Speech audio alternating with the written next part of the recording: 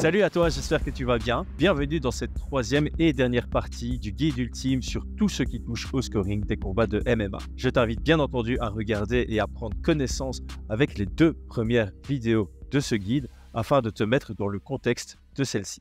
Aujourd'hui, nous allons parler des règles, des coups interdits, de leurs conséquences en termes de points de pénalité, le rôle de l'arbitre dans ces situations, la différence entre un no contest, une disqualification et ce qui provoque une décision technique, c'est-à-dire une décision avant la fin du combat. Cela fait 15 ans que je suis le MMA de très près, et j'ai appris des détails importants dans la préparation de cette vidéo. Pour prendre un autre exemple, même Manon Fiorot, lors de son combat à l'UFC Paris contre Rose Namajunas, ne savait pas que la collision de tête provoquant une ouverture sur la sienne aurait amené le combat à une décision technique et non un no contest. Que ces règles ne soient pas claires et comprises de tous, c'est un vrai problème et aujourd'hui, je le solutionne en expliquant absolument tout. Petit quiz. Connais-tu la différence entre un KO et un TKO? C'est très simple. Un KO, c'est lorsque le combattant est incapable de se défendre intelligemment. Un TKO, c'est lorsque le combattant est supposé être capable de se défendre intelligemment, mais ne le fait pas. En gros, l'un est quand le combattant est inconscient, l'autre est quand le combat est arrêté alors que le perdant était encore apte. Des nuances du style, on en verra beaucoup aujourd'hui, alors commençons. Premièrement, le MMA est un sport, donc il y a des règles. En cas de non-respect de ces règles, il y a des conséquences qui vont d'un simple avertissement oral jusqu'à la perte du combat par disqualification. Et non, le MMA n'est pas le sport où tout est permis. Il y a des règles qui ont été définies et qui continuent d'évoluer encore aujourd'hui dans le but d'assurer l'intégrité physique des athlètes au maximum. Voici donc un récapitulatif de toutes les règles très rapidement. Frapper avec sa tête, autrement dit un coup de boule. Mettre son doigt dans l'œil de l'adversaire, le fameux eye poke. Mordre ou cracher sur l'adversaire. Tirer les cheveux pour ne pas donner d'avantage au show. Slammer l'adversaire directement sur sa tête, autrement dit spiking ou pile driving. Frapper la colonne vertébrale ou l'arrière de la tête. Frapper la gorge ou la saisir. Pointer ses doigts vers la tête, plus particulièrement vers les yeux de l'adversaire. Le fish hooking, les coups de coude descendants de midi à 6 heures, soit perpendiculairement au sol, comme John Jones contre Matt Habib. Attaquer la zone génitale. Les coups de genoux et les kicks à un adversaire considéré comme au sol. Un adversaire est au sol dès le moment où autre chose que ses pieds et une main touchent le sol. Son dos, ou les fesses, ou un avant-bras, ou un genou, ou ses pieds plus la paume ou le poing des deux mains sera considéré comme étant au sol. Attention, les deux pieds et la pointe des doigts n'est pas considéré comme au sol. Piétiner ou stomper un adversaire au sol. Mettre ses doigts dans une coupure ou dans un orifice.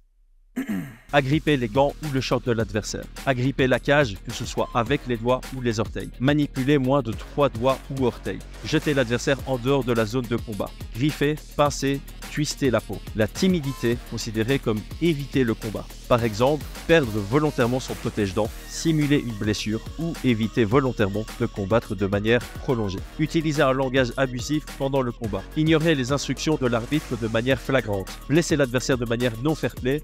Attaquer l'adversaire après la fin d'un round ou entre deux rounds. Attaquer l'adversaire lors d'un break du combat. Et les coachs sont interdits de distraire l'arbitre ou l'adversaire. Ça en fait des règles pour combat libre, hein?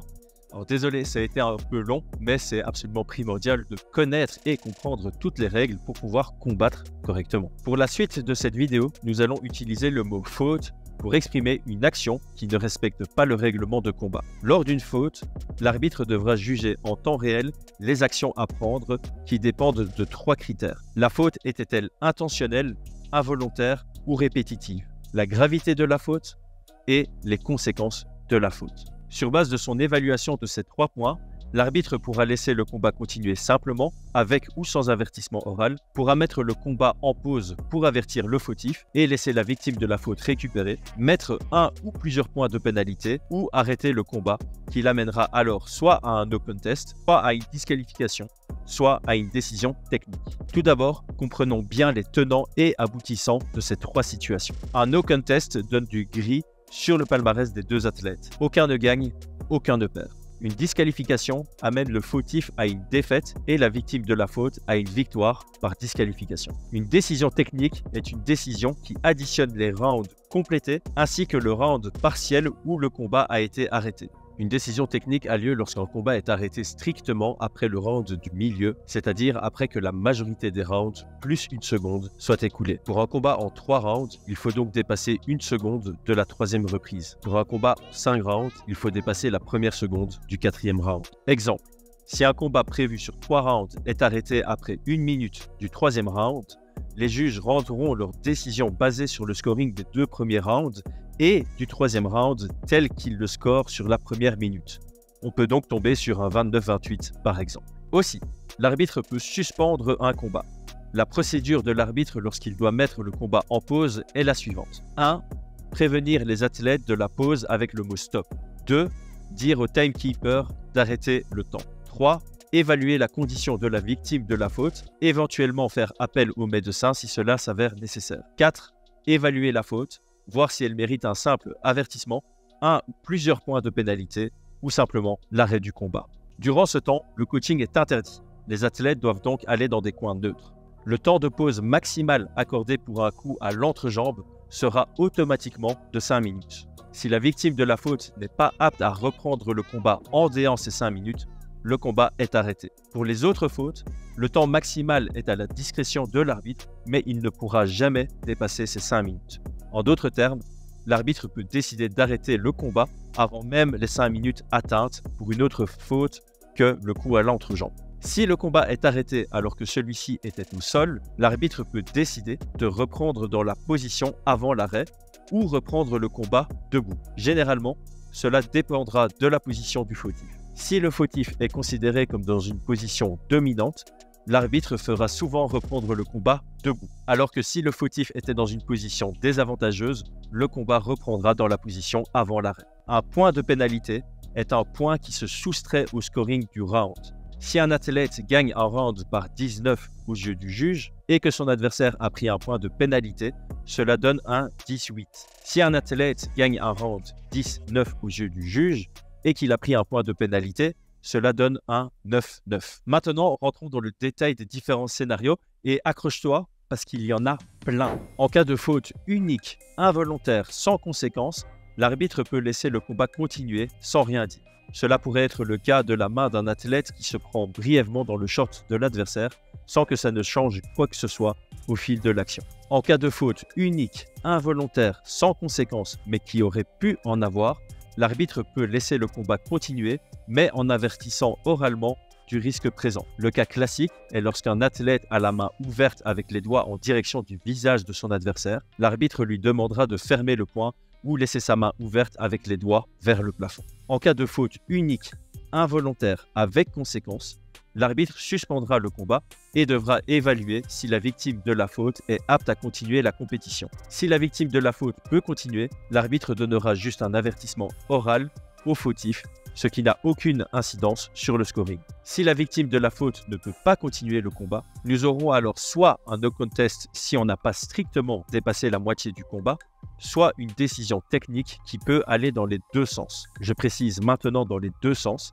c'est-à-dire que le gagnant remporte le combat, qu'il s'agisse du fautif ou de la victime. En effet, il existe des scénarios que nous allons voir sous peu où la victime ne peut pas perdre. En cas de faute répétitive mais involontaire, l'arbitre suspendra le combat et évaluera si la victime de la faute est apte à continuer. Si le combat reprend, c'est à la discrétion de l'arbitre et l'arbitre uniquement de donner un nouvel avertissement ou un, voire même 2 points de pénalité. Si le combat doit se terminer, ce sera aussi à la discrétion de l'arbitre de disqualifier le fautif ou de partir sur le no contest ou la décision technique selon le moment de l'arrêt du combat. La décision peut également aller dans les deux sens. En cas de faute unique mais volontaire, l'arbitre suspendra le combat. Si le combat peut reprendre, le fautif prendra automatiquement 2 points de pénalité.